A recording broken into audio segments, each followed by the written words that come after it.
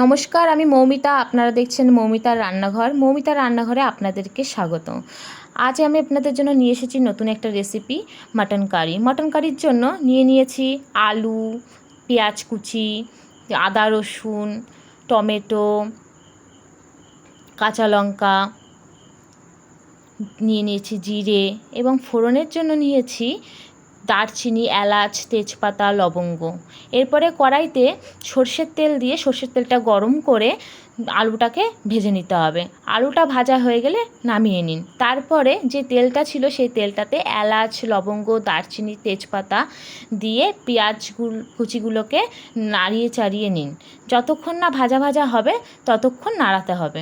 তারপরে দিয়ে দেব আদা, রসুন, জিরে বাটাটা দিয়ে 2 মিনিট মতন কষিয়ে নিন।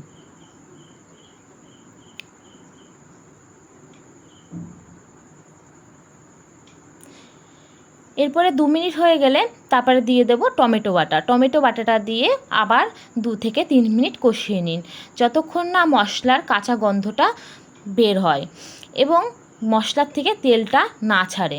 দিয়ে দেব কাঁচা লঙ্কা চিড়ে। তারপরে দিয়ে দিচ্ছি লবণ, হলুদ, কাশ্মীরি লঙ্কার গুঁড়ো দিয়ে আবার 3 থেকে 4 মিনিট নাড়িয়ে চাড়িয়ে নিন। এরপরে প্রেসারে সেদ্ধ করা মাংসটা মশলার মধ্যে দিয়ে দিন। মশলায় দিয়ে মশলাটার সাথে মাংসটাকে ভালোভাবে নাড়িয়ে চাড়িয়ে 10 থেকে 15 মিনিট কুক করুন।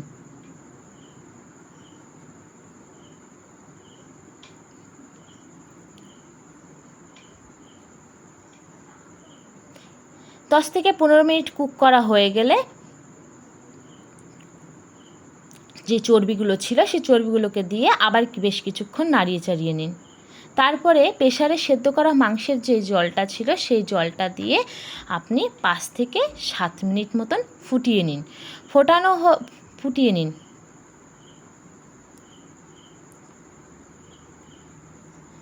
এবার ফোটানো হয়ে গেলে 5 থেকে 10 মিনিট পরে আপনি আবার একটু নাড়িয়ে চাড়িয়ে তাতে গরম মশলা ছিটিয়ে দিন।